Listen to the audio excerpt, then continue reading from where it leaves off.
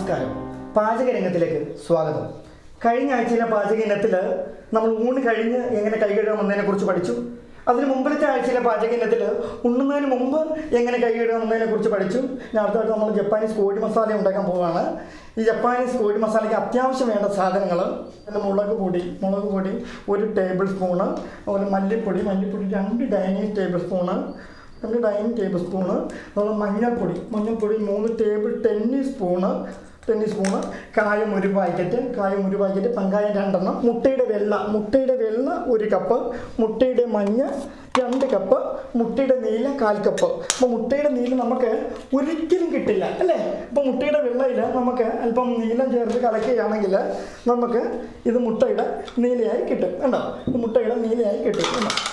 അടുത്തായിട്ട് നമ്മൾ ഉണ്ടാക്കുന്നത് ഈ ചിക്കൻ മസാലയുടെ കൂടെ ഉപയോഗിക്കുന്ന, അതായത് ഡെക്കറേഷൻ, ടൊമാറ്റോ ഡെക്കറേഷൻ എന്ന് പറയുന്ന സാധനമാണ്. അതായത് നമ്മളിങ്ങനെ എടുത്തിട്ട് അത് പോട്ടെ വേറൊരു സാധനം എടുത്തിട്ട് ഇങ്ങനെ നമ്മൾ വെച്ചിട്ട് നമ്മളിങ്ങനെ നന്നായിട്ട് അങ്ങോട്ട് കട്ട് ചെയ്യുക. അതായത് പഴം പോലുള്ള തക്കാളി ആകുമ്പം അരിയാനും ഡെക്കറേറ്റ് ചെയ്യാനും ഒക്കെ വളരെ നന്നായിരിക്കും. തക്കാളി ശരിക്കും പറഞ്ഞാൽ ഡെക്കറേഷൻ ഫ്രൈ എന്ന് പറയുന്നത് വളരെ നല്ല എളുപ്പത്തിൽ ചെയ്യാൻ പറ്റിയ ഒരു സംഭവമാണ്. ഇതിപ്പോൾ നമ്മൾ അരിഞ്ഞ് കഴിച്ച സംഭവങ്ങൾ ഇങ്ങനെ എടുത്ത് വെച്ച് കഴിഞ്ഞാൽ കണ്ട ഇപ്പോൾ തന്നെ ഭംഗിയില്ല. എനിക്ക് നമ്മളിങ്ങനെ ഓരോ തക്കാളികളായിട്ട് ഇങ്ങനെ അടുക്കുമ്പോഴത്തേക്ക് വളരെ നല്ല ഭംഗിയില്ല. കണ്ടോ? അത് പറഞ്ഞാൽ തിരിഞ്ഞും ചെയ്ത് നമുക്ക് കണ്ടോ? ഇതിപ്പം വളരെ നല്ലൊരു വിഭവമാണ്. ആർക്കും എളുപ്പത്തിൽ ഉണ്ടാക്കാൻ പറ്റിയ വിഭവമാണ് ടൊമാറ്റോ ഡെക്കറേഷൻ ഫ്രൈ. ആദ്യത്തെ ചേരുവകളായ മുളക് പൊടി, മല്ലിപ്പൊടി, മഞ്ഞൾപ്പൊടി ഇതൊക്കെ നമ്മൾ നന്നായിട്ട് പച്ചവെള്ളം കണ്ടോ നന്നായിട്ട് ഇങ്ങനെ കുത്തി അങ്ങോട്ട് ഒഴിക്കുക. കണ്ടോ? ഇങ്ങനെ ഒഴിച്ചിട്ട് നന്നായിട്ട് കലക്കുമ്പോഴത്തേക്ക് ചെറിയ ചൂടാകുമ്പോഴത്തേക്ക് നന്നായിട്ട് ഇളകിക്കോട്ടെ. കണ്ടോ? ഇപ്പം നന്നായിട്ട് അങ്ങോട്ട് ഇളക്കുക. മല്ലിയില ഇടാം. മല്ലിയിലാണല്ലോ അത്യാവശ്യം. മല്ലിയില നമ്മൾ ഇടാൻ വേണ്ടിയിരുന്നതാണ്. അപ്പോൾ ഇതങ്ങോട്ട് നന്നായിട്ട് ഇളക്കുമ്പോഴത്തേക്ക് മല്ലിയില ഇട്ട് കൊടുക്കണ്ട. പച്ചമുളക് ഇട്ടേക്കാം. പച്ചമുളക് കുഴപ്പമില്ല, ഇട്ടില്ലെങ്കിലും കുഴപ്പമില്ല. അത് ഓരോരുത്തർ ടേസ്റ്റ് പോലെ എരിവ് വേണ്ടവർക്ക് ഇടാം. അപ്പോൾ അത് ഇടായിരുന്നു. എനിക്കൊരു ഇടായിരുന്നു. പിന്നെ കരിയാപ്പില ഇട്ടേക്കാം.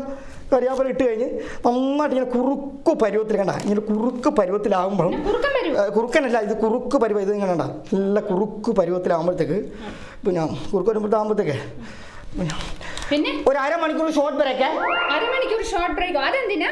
ഈ ചിക്കൻ കറി ഉണ്ടാക്കാനേ വീട്ടിൽ പോയി അമ്മയെ വിളിച്ചോണ്ട് വരാൻ അരമണിക്കൂർ എടുക്കും. ആഹാ.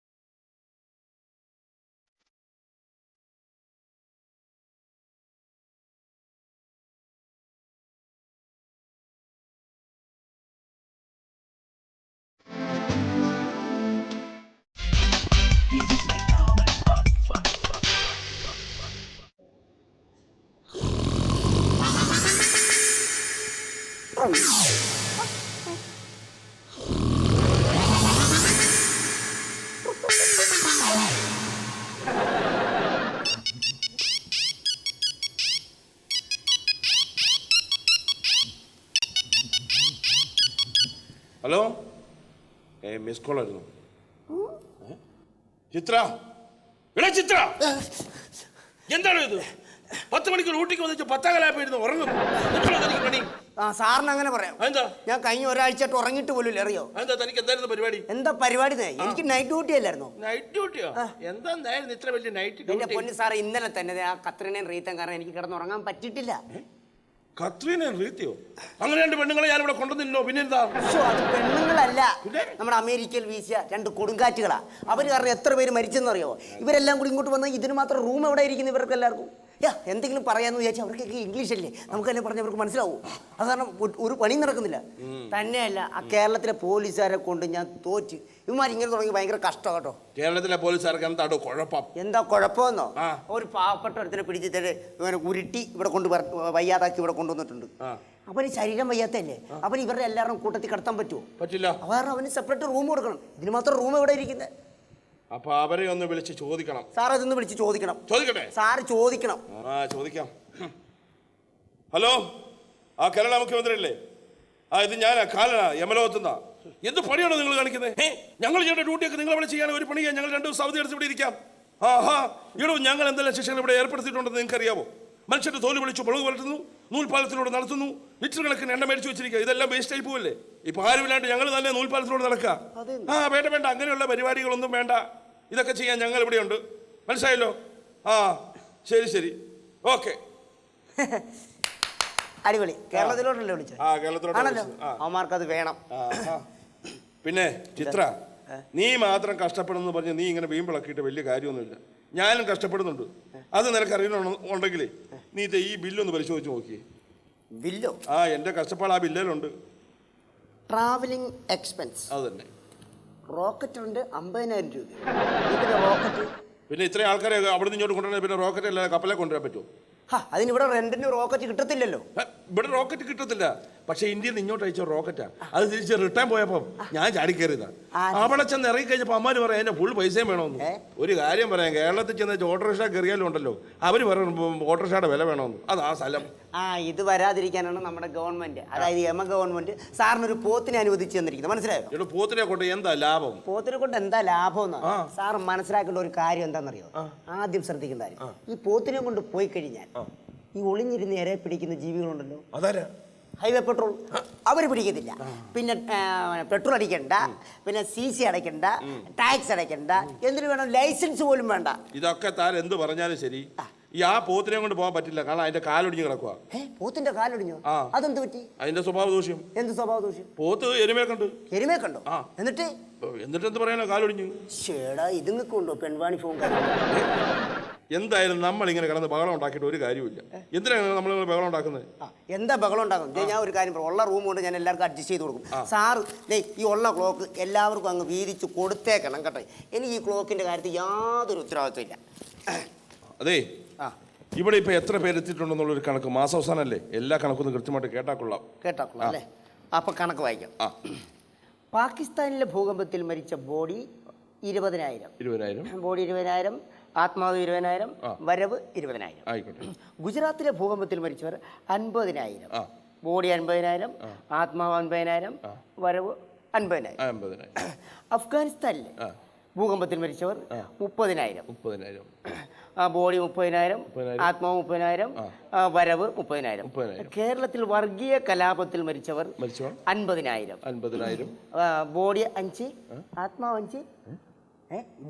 ഇതിന് 5 പേരെ വന്നിട്ടുള്ളൂ ഇവിടെ. ഇതിന് പൂജ്യത്തിനൊന്നും ഒരു വിലയില്ലേ? എനിക്കറിയാൻ പാടില്ല. ഇതാണ് കുഴപ്പം. ഇതാരാ? 5 പേരിലുള്ള. അത് ശരി, ഇതെന്താ ക്ലോക്കിന്റെ സംസ്ഥാന സമ്മേളനം? ഇതാണ് ഈ കാലിന് ഒരു ബോധമില്ലെന്ന് പറയുന്നത്. വെറുതെ മര്യാദക്ക് നാട്ടിൽ വാർക്കപ്പണി ചോണ്ടിരുന്നത് എന്നെ വിളിച്ചു വരുത്തിയിട്ട് അത്യാവശ്യമാണ് നരകത്തിൽ പോകണമെന്ന് പറഞ്ഞ് വിളിച്ചിട്ട് പുള്ളി അടക്കം വെച്ച് മുങ്ങിക്കളഞ്ഞു. എന്നിട്ട് ഞാൻ വല്ല ക്ലോക്കുകളെല്ലാം കയറിയിട്ട് വഴി തെറ്റി യമലോകത്തി ചെല്ലുക. അവസാനം പുള്ളിയുടെ വായിരിക്കണം കേൾക്കുക. സോറി ഏട്ടാ, ഞാൻ അറിയാതെ വന്നാൽ ഞാനേ നരകത്തിലേക്ക് പോണ വഴിയായിരുന്നു. അപ്പോൾ വഴി തെറ്റി വാച്ചിട്ടേക്കരുത്. സോറി. നരകമേ, സത്യം പറ. എടാ, നീ ഉദ്ദേശിക്കുന്ന നരകം തന്നെ ഇത്. ഇതാണ് നരകം. ഇതാണ് യമലോകം. ഇത് യമലോകത്തിന്റെ ഓഫീസാണ്. ഞാൻ ഒരു കാര്യം ചോദിക്കട്ടെ, ഇത് യമലോകത്തിന്റെ ഓഫീസല്ലേ? ഇവിടെ ഇതിന് മാത്രം ക്ലോക്കിന്റെ ആവശ്യമുണ്ടാ? ഒരു ഓഫീസ് ആകുമ്പോൾ ഒരു ഒറ്റ ക്ലോക്ക് മതി. ഇതാണെങ്കിൽ എല്ലാം പല പല സ്പീഡിലാണ് കറങ്ങണത്. എടാ, ഇത് നിന്നെ പോലെ മരിച്ചു വരുന്നവർക്ക് ഓരോരുത്തർക്കും കൊടുക്കുന്ന ഓരോ ക്ലോക്കായത്. ഓരോരുത്തർക്കും ഓരോ ക്ലോക്കാ? ഞാൻ ചോദിക്കണത് ഇതെന്താ പല പല സ്പീഡിൽ കറങ്ങുന്നത്? എടോ, അത് ഓരോരുത്തരും ചെയ്ത പാപത്തിന്റെ അളവാ. എന്റെ പൊന്നി, ഇത്ര എനിക്ക് മനസ്സിലായില്ലെന്ന് മനസ്സിലാകുന്ന ഭാഷ പറഞ്ഞതാ. എടാ, ഈ ഓരോരുത്തർ വരുന്നവർക്ക് ഓരോ ക്ലോക്ക് കൊടുക്കും പറഞ്ഞല്ലോ. അപ്പൊ അവര് ചെയ്തിരിക്കുന്ന പാപത്തിന്റെ അളവനുസരിച്ചിരിക്കും അവരുടെ ക്ലോക്കിന്റെ സ്പീഡ് കൂടുന്നത്. അത് ശരി. അപ്പൊ കുറച്ച് പാപം ചെയ്തവനാ കുറച്ച് കറങ്ങും, ഇപ്പൊ കൂടുതൽ പാപം ചെയ്തവനാ സ്വല്പം കൂടി കൂടുതൽ. അങ്ങനെയാണല്ലേ? അത് ശരി. അപ്പൊ ഞാൻ ഒരു കാര്യം ചോദിക്കട്ടെ, ഇവിടെ വന്നപ്പോ മുതൽ ശ്രദ്ധിക്കണ് ഒരു ക്ലോക്ക് ഇവിടെ സ്റ്റക്ക് ആയിട്ടിരിക്കും. അതെന്താന്നറിയോ? അത് ജനിച്ചൊരെണ്ണം മരിച്ച ഒരു കുട്ടിയുടെ ക്ലോക്കാണ്. അത് ശരി. അപ്പൊ ബർത്ത്ഡേ അവന്റെ ഡെത്ത് ഡേ നടന്നു. അതെ, അപ്പോയിന്റ്മെന്റ് അന്ന് തന്നെ അവന്റെ റിട്ടയർമെന്റ് കഴിഞ്ഞു. അതൊക്കെ എന്റെ ക്ലോക്ക് എടുത്താ. എന്റെ ക്ലോക്ക് ക്ലോക്കോ? എന്റെ ക്ലോക്ക് ഞാൻ റെസ്റ്റ് എടുക്കട്ടെ. നിന്റെ പേരെന്താ? എന്റെ പേര് സുകുമാരൻ. സുകുമാരൻ. വീട്ടിലെന്ത് വിളിക്കും? എടാ സുമാരാ. ഏ ആ അങ്ങനെ വിളിക്കുമല്ലോ. അങ്ങനെ വിളിക്കും. ആ ശരി. അപ്പൊ റൂം 86. 86. Room number 86. 86. സുകുമാരൻ വീട്ടിൽ. എടോ സുകുമാരൻ, എടാ സുകുമാരൻ എന്ന് വിളിക്കുന്ന Sukumaran. Room number 86 sir. 86. Okay okay. Room number 86 അല്ലേ? 86. സുകുമാര, ഒരു കാര്യം പറഞ്ഞോട്ടെ, ഈ മറ്റുള്ള ക്ലോക്ക് ഇരിക്കുന്ന ഈ ക്ലോക്ക് ഇതോടെ വെക്കുന്നോ അതോ താൻ തന്റെ റൂമിലേക്ക് കൊണ്ടുപോകുമോ? അത് വേണ്ട, ഇത് എന്റെ സ്വന്തം ക്ലോക്ക് അല്ലേ, ഞാൻ എന്റെ റൂമിൽ വെച്ചോളാം. അപ്പൊ ഓക്കെ, നമുക്ക് കാണാട്ടോ. റൂമിൽ വെക്കണം കേട്ടോ, അല്ലെങ്കിൽ ഇവിടെ വെക്കണം. എവിടെ ചിത്ര, അടുത്ത ടോക്കൺ വിളിക്കാം. Token number 65. Hello hello hello hello. ഞാൻ ജയിച്ചു. എന്ത് ജയിച്ചു? ഇതാരാണ്? ഞാൻ കാലൻ. ഇതാണ് ആ കാലൻ. ആ. എന്റെ പൊന്ന് കാല, ഒരു കാര്യം പറയണ്ടായിരുന്ന, കൊച്ചുനാള് മുതൽ വടം വലിച്ച് ജീവിക്കുന്ന ഒരു മനുഷ്യനാണ് ഞാൻ. അതുകൊണ്ട് ഈ കഴുത്തെ കയറോടൊപ്പം ഞാൻ ഓർത്ത് വടാന്നോർത്ത് വടംവലി മത്സരം ഈ വടത്തെ കയറി പിടിച്ചതാണ്. അത് ശരി. ആ മോനെ ഇവിടെ കൊണ്ടുവന്ന. അത് ശരി. എന്താ പേര്? എന്റെ പേര് Joseph. Joseph. Joseph. Birthday? 35/1971. Death? 35/1968. Age? Age എന്ന് പറഞ്ഞാൽ 34 വയസ്സ് വരും. ജോസഫ് അല്ലേ? ജോസഫ്. ജോസഫിന്റെ റൂം നമ്പർ 87. 87. ആ 87 അല്ലേ? ഒരുപാട് ക്ലോക്കൊക്കെ ഉണ്ടല്ലേ ഇവിടെ? ആ ക്ലോക്കൊക്കെ ഉണ്ട്. ഈ ക്ലോക്കൊക്കെ ഇവിടെ വരാൻ കാരണം? ജോസഫിനുണ്ടൊരു ക്ലോക്ക്. എനിക്ക് ക്ലോക്ക് ഉണ്ടാ? ക്ലോക്ക് തരും. ഇവിടെ വരുന്നവർക്കെല്ലാം ഞങ്ങൾ ക്ലോക്ക് കൊടുക്കും. അപ്പൊ ഇതാണ് എന്റെ ക്ലോക്ക് അല്ലേ? അത് തന്നെ. സമയം 9:15. 9:15. മറ്റേ ക്ലോക്ക് 10:15, 11:15, 12:15, 1:15, 2:15. ഇതെന്താണ് പല ക്ലോക്കും പല ടൈമിൽ വർക്ക് ചെയ്യണത്? എന്റെ ജോസഫെ, ഓരോരുത്തരും ചെയ്ത പാപത്തിന്റെ അളവനുസരിച്ചാണ് ആ ക്ലോക്കിലെ സൂചി കറങ്ങുന്നത്, മനസ്സിലായില്ലേ? അതിരിക്കട്ടെ, ജോസഫ് ആദ്യം ചെയ്ത പാപം ഏതാ?